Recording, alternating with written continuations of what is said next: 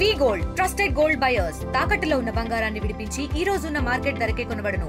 మరిన్ని వివరాలకు సంప్రదించండి 77107720.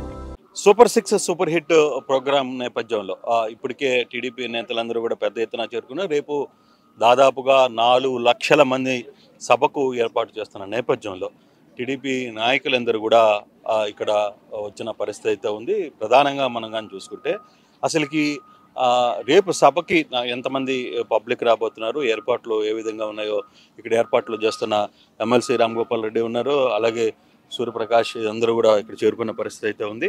సార్, ఎలా చూస్తున్నారు? ఇప్పుడు రేపు మీ టార్గెట్ 4 లక్షల మంది, అంటే కడపలో జరిగిన సభను దాటి ఈ సభను సక్సెస్ చేయాలని ప్లాన్ చేస్తున్నారా? అంటే ఒక సభకు పోటీ కాదు, కానీ మహానాడు అనేది మొత్తం రాష్ట్ర వ్యాప్తంగా ఉండే అందరూ కార్యకర్తలు రావడం జరిగింది. ఇప్పుడు కేవలం ఉమ్మడి అనంతపురం జిల్లాకు సంబంధించిన ప్రజల్నే సమీకరించడం జరుగుతుంది. మహానాడు సభే ఇది జరిగే సూపర్ 6 సూపర్ హిట్ సభకు దేనికదే ప్రత్యేకంగానే చూడాల్సి ఉంటుంది.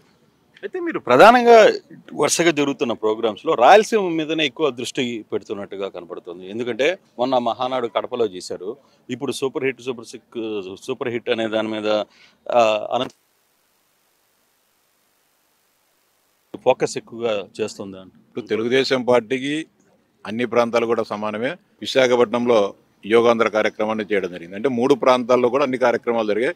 మళ్ళీ అంటే మొదటగా దీన్ని చిన్న కార్యక్రమంగా చేయాలని ఫస్ట్ అనుకొని అనంతపురం అని చెప్పి చేయడం జరిగింది. తర్వాత నాయకుల నుంచి కార్యకర్తల నుంచి కూడా దీన్ని పెద్దగా జరుపుదామని చెప్పి సూచనలు సలహాలు పార్టీ అధిష్టానం దృష్టికి రావడంతో దీన్ని పెద్ద ఎత్తున జరపాలని చెప్పి నిర్ణయించి జన సమీకరణ మొత్తం కేవలం ఉమ్మడి అనంతపురం జిల్లా నుంచే చేయడం జరుగుతుంది. 3 నుంచి 5 లక్షల వరకు వస్తారని చెప్పి మేము అంచనా వేస్తున్నాం. కానీ అంటే సరైన వాహనాలు కూడా దొరకని పరిస్థితి ఉంది.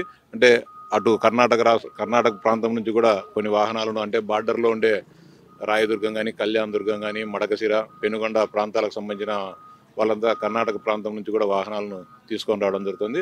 రేపు మధ్యాహ్నం 1 గంట నుంచి సభ ప్రారంభమై 5 గంటలకల్లా ముగడం జరుగుతుంది.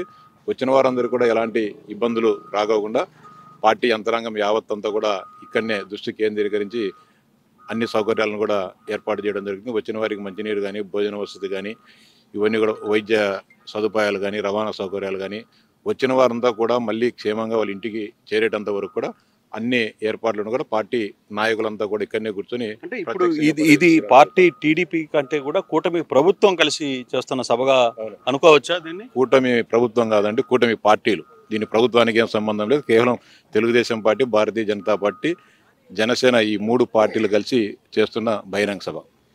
దీనికి ప్రధాన అట్రాక్షన్ ఎవరు అంటే ఏం చెప్తారు? ప్రధాన అట్రాక్షన్ చంద్రబాబు నాయుడు గారే. కూటమి ముఖ్య నేతకి రాష్ట్ర ముఖ్యమంత్రిగా చంద్రబాబు నాయుడు గారే ప్రధాన ప్రసంగం ఉంటుంది. అంతేకాకుండా జనసేన పార్టీ అధ్యక్షులు ఉప ముఖ్యమంత్రి గారు పవన్ కళ్యాణ్ గారు, అదేవిధంగా జాతీయ ప్రధాన కార్యదర్శి యువగలం రథసారథి లోకేష్ బాబు గారు, భారతీయ జనతా పార్టీ రాష్ట్ర అధ్యక్షులు మాధవ్ గారు పాల్గొని సభను ఉద్దేశించి ప్రజలందరికీ సందేశం ఇవ్వడం జరుగుతుంది. ప్రకాష్, ఇప్పుడు ప్రధానంగా మనం చూసుకుంటే ఇప్పుడు రాయలసీమ ఇందాక చెప్తే మాకు అన్ని ప్రాంతాలు ఒకటే అని చెప్పి మీ నాయకులు చెప్తున్నారు. బట్ మీ ఫోకస్ పర్టికులర్గా రాయలసీమ మీద జరగడానికి ప్రత్యేకమైన కారణం ఏంటి? సార్, మీరు మీ ఇంటర్వ్యూలు అన్ని నేను ఫాలో అవుతా, ప్రత్యక్షంగానో పరోక్షంగానో అంతర్లీనంగానో జగన్మోహన్ రెడ్డి మీద ఏదో ప్రేమతో మాట్లాడేటుంటుంది. ఆయన్ను టార్గెట్ చేసి రాయలసీమ మీద మేము ఫోకస్ చేస్తామా? 2024 ఎన్నికలు 11 సీట్లు వచ్చినాయి. మేము ప్రజలకు ఏం చేస్తున్నాం? ఈ కరువు సీమలో కియా కార్ల పంట పండించిన పార్టీ మాది. ఈ కరువు సీమలో కృష్ణమ్మ జలాలతో ఈ కరువు సీమ గొంతు తడిపిన పార్టీ మాది. ఈ గడ్డ వేదికగా మేము ఏం చేశామో చెప్తున్నాం సగర్వంగా. ఈ గడ్డకు మేము ఏం చేశామని, రాష్ట్రానికి ఏం చేశామని. ఒక ప్రోగ్రాం తీసుకున్నాడు జగన్ రెడ్డి ఈ మధ్య, బాబు షూరిటీ మోసం గ్యారంటీలో ఏదో అన్నింటిలో పోతాం, ఈయన మోసం చెప్తామన్నాడు. ఎన్నింటికి పోయినారా వీళ్ళ? తెలుగుదేశం పార్టీ ఏం చేశామో సంవత్సరంలో ఇంటింటికి ప్రోగ్రాం పెట్టాం. 1.5 కోట్ల ఇండ్లకు టచ్ చేసాం. జియో ట్యాగింగ్ పెట్టి ప్రతి ఇంటికి మేము ఏం చేసాం, మీకు ఏమైనా సమస్యలు ఉన్నాయా అని అడిగినాం. 1.5 కోట్ల తలుపులు తట్టి వచ్చాం. పోయి అధికారంలో ఉండే పార్టీ ప్రజల దగ్గర పోవాలంటే భయపడుతుంది. తెలుగుదేశం పార్టీ సగర్వంగా మేము ఏం చేసాం, ప్రతి ఇంటికి పోయి చెప్పాం, సమస్యలు ఉంటే చెప్పండి తీరుస్తామని చెప్పాం. అది ప్రజల పక్కన మాకుండే కమిట్మెంట్. ప్రజల దగ్గరకు పోవాలంటే వాళ్ళకుండే భయం. కాబట్టి వైఎస్ఆర్ కాంగ్రెస్ పార్టీకి దుకాణం బంద్ సార్. ఓకే, మీరు ప్రత్యేకంగా మొన్న మహానాడు కడపలో చేశారు. ఇప్పుడు సూపర్ హిట్ సూపర్ 6 ప్రోగ్రామ్ ఇక్కడ ఎందుకు అనంతపూర్లో చేయాల్సిన పరిస్థితి? అంటే అనంతపూర్ మీద అంటే ప్రత్యేకంగా రాయలసీమ మీద కొంత ఫోకస్ పార్టీలో కూడా ఒక డిస్కషన్ ఏమైనా ఉందా? రాయలసీమ మీద గట్టిగా ఫోకస్ చేయాలి. ఎన్నికలకు ముందు కొన్ని ఛానళ్ళు, కొంతమంది వ్యక్తులు, కొంతమంది మేధావులు ప్రతి నిత్యం రాయలసీమ జగన్మోహన్ రెడ్డి అడ్డ, రాయలసీమలో జగన్ రెడ్డికి ఎక్కువ వస్తాయి, వీళ్ళు కూటమిగా ఏర్పడినారు కాబట్టి అటు ఎక్కువ వస్తాయి. ఇది చర్చలు మీరు మేము కూడా ఎక్కడ కలిసిన ఇది ఒక చర్చ. ఏం రాయించినామా రాయలసీమ జగన్ రెడ్డికి? మేము రాయించామా సార్? ఎన్ని సీట్లు వచ్చినాయి రాయలసీమలో జగన్ రెడ్డికి మొన్న? జగన్ రెడ్డికి మేము ప్రత్యేకంగా దృష్టి పెట్టేవాళ్ళం. మేము ఆల్రెడీ రాయలసీమలో చాలా బలంగా ఉన్నాం. 2024 ఎన్నికల్లో అది ప్రూవ్డ్. ఇప్పుడు మేము చేస్తున్న కార్యక్రమం వల్ల శత్రు దుర్భేద్య ప్రాంతంగా రాయలసీమను మార్చుకుంటాను. రాబోయే రోజుల్లో మీరు రాయలసీమను కూడా కంప్లీట్ గా మీకు అడ్డాగా మార్చుకోవాలని ఒక ప్రయత్నంలో భాగంగానే ఇవన్నీ జరుగుతున్నాయి. శత్రు దుర్భేద్యంగా మార్చుకుంటున్నాం రాయలసీమని. శత్రువులు ఎవరు?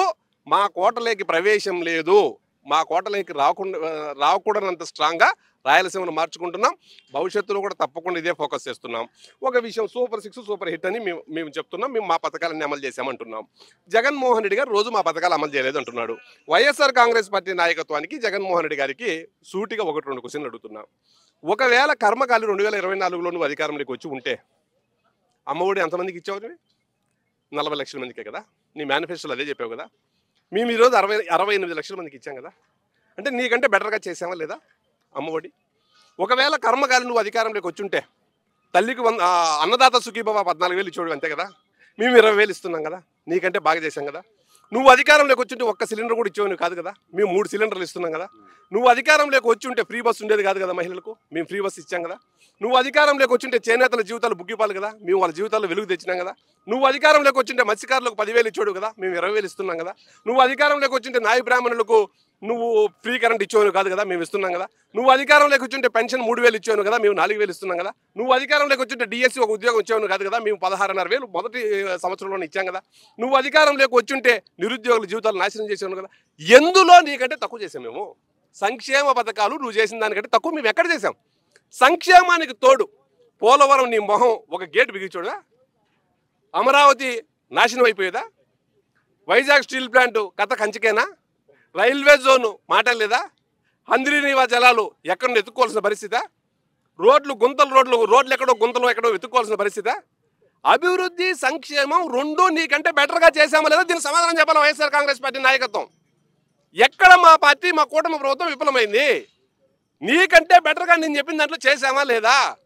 ఎవరెవరో బ్రహ్మానందులు అందరూ వస్తున్నారు, కామెడీ స్టార్లు అందరూ మీడియా ముందుకి. బ్రహ్మానందం డైలాగ్ చెప్పే ప్రతి విధవ బాలయ్య బాబు డైలాగ్ చెప్పి రప్ప అంటాడు, అది చేస్తాం ఇది చేస్తాం. ఏంది పీకేది? మీరు వచ్చేది లేదు, సచ్చేది లేదు, పీకేది లేదు. కాబట్టి నోరు మూసుకొని తక్కువ డైలాగులు చెప్పండి. కామెడీ స్టారు కామెడీ డైలాగులు చెప్పాలా? వచ్చి బాలయ్య బాబు డైలాగ్ చెప్పేస్తే అయినా కామెడీగానే ఉంటుంది. కాబట్టి మీరు ఏదో పెద్ద సీరియస్ డైలాగ్ అనుకుంటున్నారు. ఇట్లా సీరియస్ డైలాగ్ చెప్పిన వాళ్ళకి అందరికీ తలకు రంగు వేసింది. మేము పల్నాడులో డాన్లు అనుకున్న వాళ్ళు అజ్ఞాతంలో పోయి 16 నెలలు అయింది. కాబట్టి మీకు అంత సినిమా లేదు. కామెడీ యాక్టర్లు కామెడీ డైలాగ్ చెప్పండి. ఓవరాల్గా రాష్ట్రం మొత్తంలో అన్ని ప్రాంతాల మీద ఇదే ఫోకస్ ఉండబోతుందా?